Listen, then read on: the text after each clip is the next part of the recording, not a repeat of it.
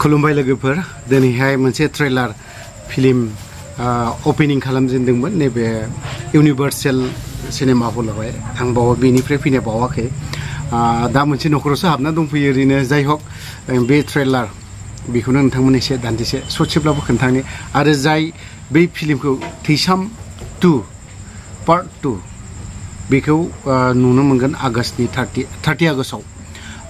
तो बावहाय जाय बिगोमा बिनि जाखिनि बिबुंथि आरो गेमस्रि जोंनि बर'निनो गेजेराव बा गोबां मोनथियो फेसबुक पेज बा इउट्युब बेफोरावबो नायनानै गोबाङानो नोंथांमोना मोनथियो गेमस्रि दैमारिनि माखासे बिनि बाथ्रा बुंनाय एसे खोनासंना लानि गिबियावनो जों ट्रेलारखौ एसे नायनानै लाग्रोनि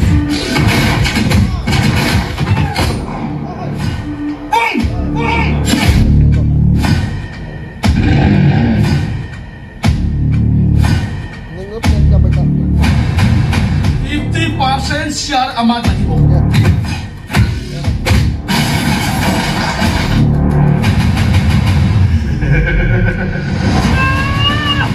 Semua belai.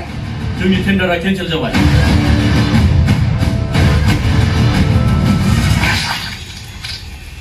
और एक बकरी आ गया मरने के लिए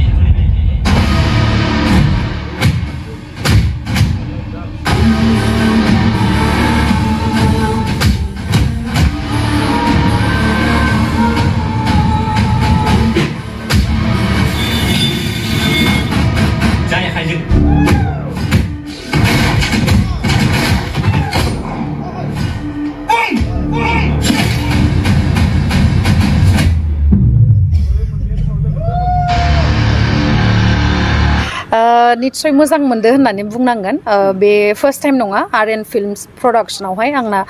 मिउजिक भिडिअ अलरेडि मुभि खालामनायनि सिगां मावखांबोबाय स' मोजां एक्सपिरियेन्स दङमोन बेखायनो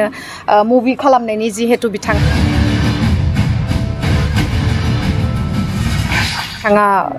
बुंबाय आंखौ अब्लाना आं सानबायखि आंबो बिराद एक्साइटेड जाबाय आरो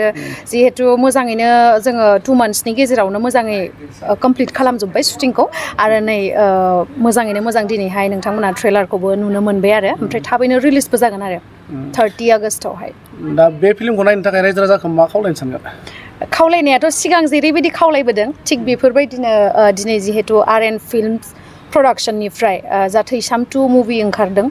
बेखौ नोंथांमोना बयबो साखाथियाव थानाय सिनेमा हलावबो नोंथांमोना नुनो मोनगोन गिबियावनो आरो बिनि उनावहाय जेब्लानोखि दुर्गा फुजा लोक्षि फुजा बा जेसेबांखिनि अकेजन दंबावो फेस्टिभेल दङ स' बेफोरावहाय प्रग्राम लानाय जायो नालाय जोंना बर'निया मुभि दिन्थिनायनि स' बेयावहाय नोंथांमोना बयबो लैहोर लैहोर फैनानै नायफैबानो जाबाय जोंखौ सापर्ट होबानो जाबाय आरो स्पेसियेलि बिथाङा गोबावनि उनाव जिहेतु जोंनि फिल्म इन्डास्ट्रियावहाय कमबेक जादों स' बिथांखौ मोजां रेसपन्स होबानो जाबाय सिगां जेरैबायदि बिथांनि मुभिखौ बयबो लैहोर लैहोर थांनानै नायो स' एबारबो बिदिनो नोंथांमोना जोंखौ अनसायगोन होननानै आसा खालामबाय आरो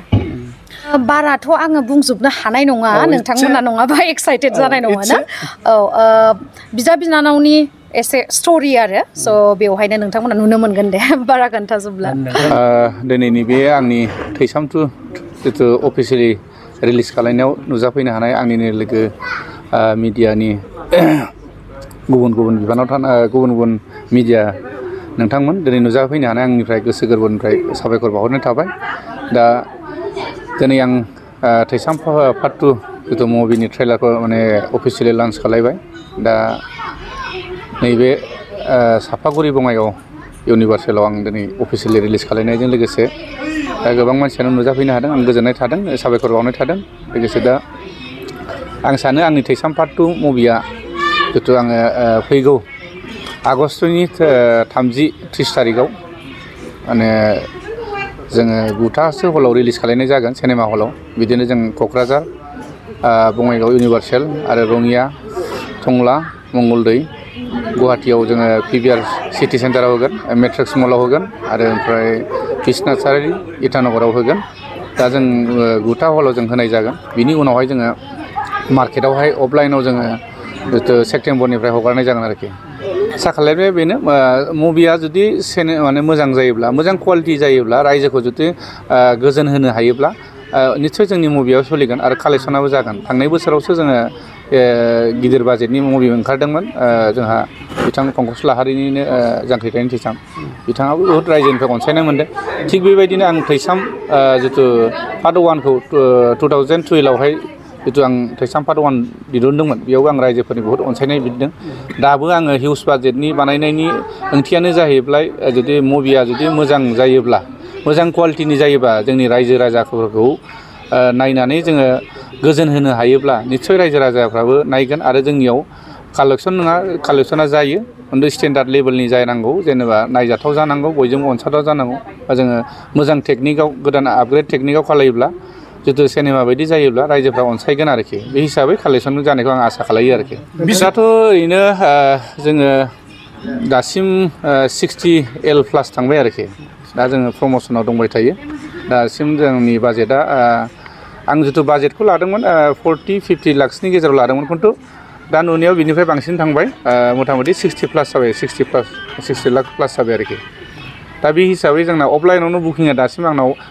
15 लाखसनि रिकभार जाना दं आरोखि जिथुनाखि सोरबा जोंनि एरियायावनो चिरां डिस्ट्रिक्ट क'क्राझार डिस्ट्रिक्ट बाक्सा बेफोरखौ लानानै जायगा जायगा जोंहा फुजानि सिगांबो देखायो फुजा समाव देखायो बेफोरखौ लानानै एडभान्स बुकिं आंनाव 15 लाखसिम रिकभार जाना दं आरो